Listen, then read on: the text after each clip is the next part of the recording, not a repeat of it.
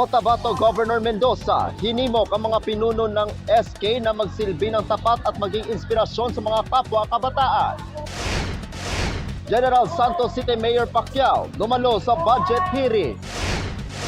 At 7 mga kabataang lansangan nakatanggap ng tulong mula sa DSWD-12 at nakapag-enroll na sa ALS. Yan ang ulo ng mga balita sa Socksurgeon Headliners.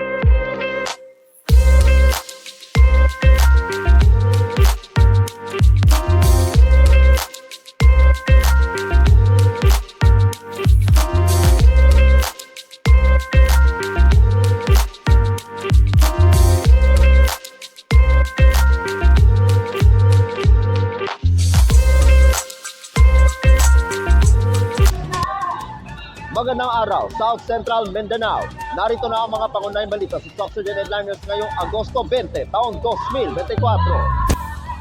Cotabato Governor Mendoza, hinimok ang mga pinuno ng SK na magsilbi ng tapat at maging inspirasyon sa mga kapwa kabataan.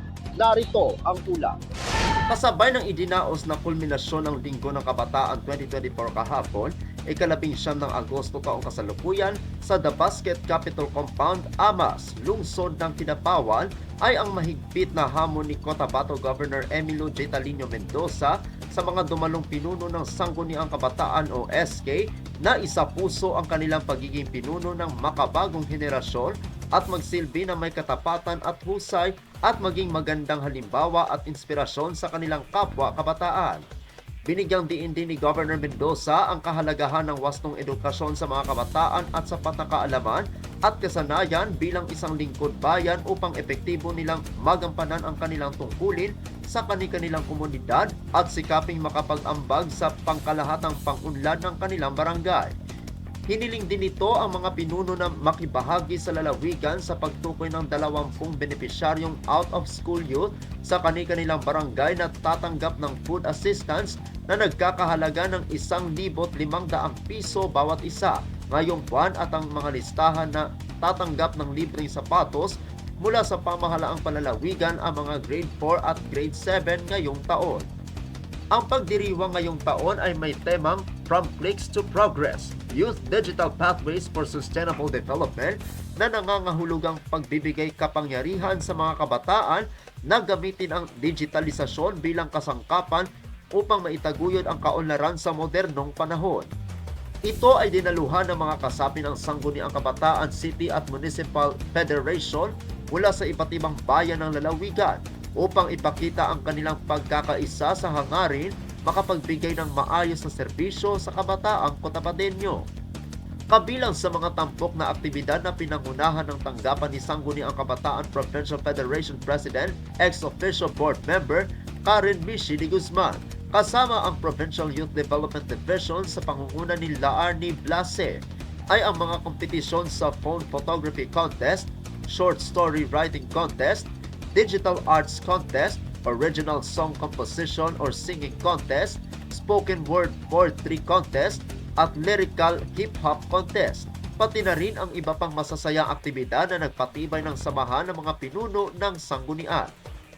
Nakiisa rin sa ginawang selebrasyon sina Vice Governor Efren F. Piñol, Board Members Jomar S. Cerebo, at City El Jory C. Antao Balisi, Provincial Advisory Council of PIC Member Sherlyn D. Macasarte Villanueva, Department of Education o DepEd Sports Coordinator Lito Fernandez, DepEd Sports Coordinator Romeo Bergantinos. Ako ang inyong kaibigang Apolinario Terry Valencia para sa Socksurgeon Headliners.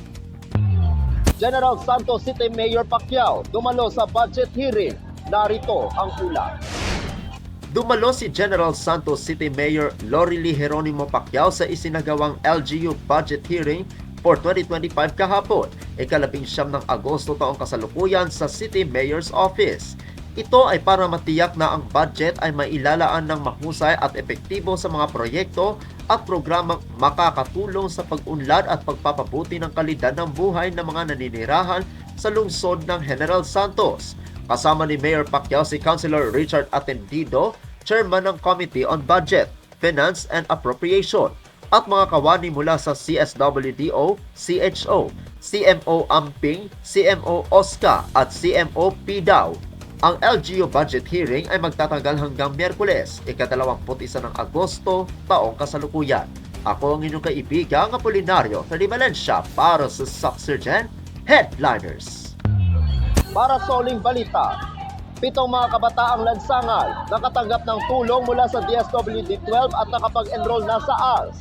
Narito ang ulat. 7 mga kabataang kalye sa lungsod ng Tacurong ang na-enroll sa programa ng Alternative Learning System o ALS ng Kagawaran ng Edukasyon at nakatanggap ng 5,000 piso sa tulong pinansyal noong ika-16 ng Agosto taong kasalukuyan. Ang inisyatibong ito ay bahagi ng Comprehensive Program for Street Children, Street Families, and Indigenous People in Street Situations.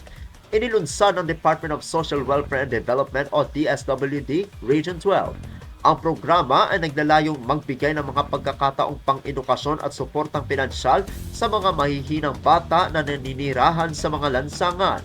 Ang City Social Welfare and Development Office o CSWDO sa pangunguna ni Nancy Bawe, RSW at Project Development Officer 2 ng Protective Services Division sa DSWD-12. Alya Jenna S. Dangkal ay nakipagtulungan sa focal person Jenny Lamery upang magsagawa ng malawakang paghahanap sa iba't ibang barangay sa lungsod. Ang kanilang layunin ay kilalanin ang mga batang wala sa paaralan na naninirahan o gumugugol ng halos lahat ng kanilang oras sa mga lansangan. Sa tulong ng mga manggagawa sa barangay, mas maraming batang lansangan ang natukoy. Gayunpaman, tanging ang mga nagpahayag ng pagpayag na lumahok sa mga pagkakataong pang-edukasyon na iniaalok ng DSWD ang itinuring ng karapat-dapat para sa programa. Bilang resulta, 7 bata na nagpakita ng pangakong pumasok sa paaralan ay na-enroll sa programang ALS, isang flexible na sistema ng edukasyon para sa mga individual na hindi nakakapasok sa regular na pag-aaral. Sa mga darating na linggo, ang mga street facilitator ay patuloy na magpapalawak ng kanilang paghahanap sa iba pang mga barangay sa loob ng lungsod upang matukoy ang higit pang mga bata na maaaring makinabang sa programa. Ang patuloy na pagsisikap na ito ay naglalayon na matiyak na mas maraming batang lansangan ang mabibigyan ng pagkakataong makapag-aral at mapangalagaan na nagbibigay daan sa mas mabuting buhay. Ako ang inyong kaibigang Apolinario Valencia para sa Sucsurgent Headliners.